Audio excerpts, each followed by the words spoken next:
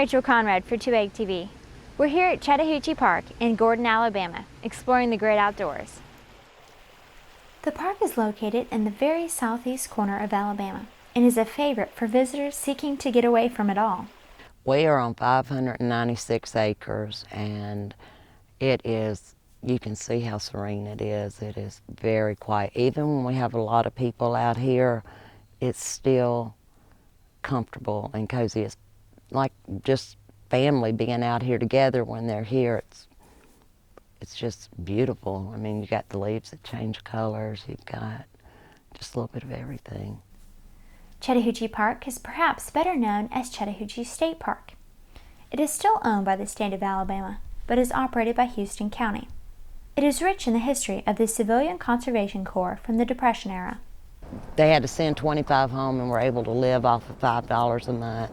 The rest went back to help the family. They planted the trees.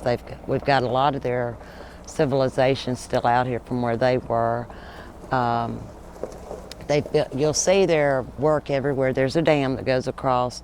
There's still the original dam they made. They dug the lake behind us, which is a 23-acre lake, as a water reservoir in case of a fire. And now we've got it for fishing, and you can bring your kayaks out here or whatever you want.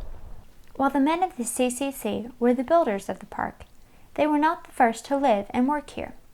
Historian Dale Cox explains that Irwin's Mill Creek, which feeds the lake, once flowed past important Native American settlements. It was originally called Chattahoochee Creek, and Chattahoochee meant Red Ground Creek. That's because this was the area where the Red Ground Creeks came and settled somewhere around 1763, 1765, well over 200 years ago. That was at the time when the British had just gained possession of nearby Florida from Spain. They invited Creek families and Creek tribes to come down and resettle on these lands in Florida that were pretty much vacant at that time. So the Creek people moved down, they settled in this area, and they founded the town of Chattahoochee, which ran along the south side of Irwin's Mill Creek, on the west side of the Chattahoochee River, all the way down as far as today's Neals Landing Park, which is on Highway 2 in the very, very northern part of Florida. The park today offers picnicking, hiking, camping, with electric and water hookups for RVs, birding, and fishing. And don't let the peaceful look of the lake fool you. An Alabama state record fish was caught here.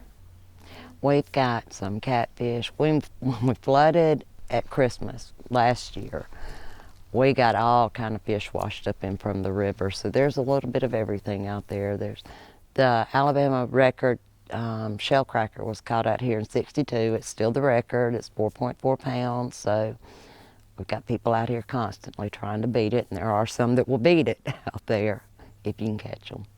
Chattahoochee Park is open daily from daylight to dark. It is horse-friendly with numerous riding trails.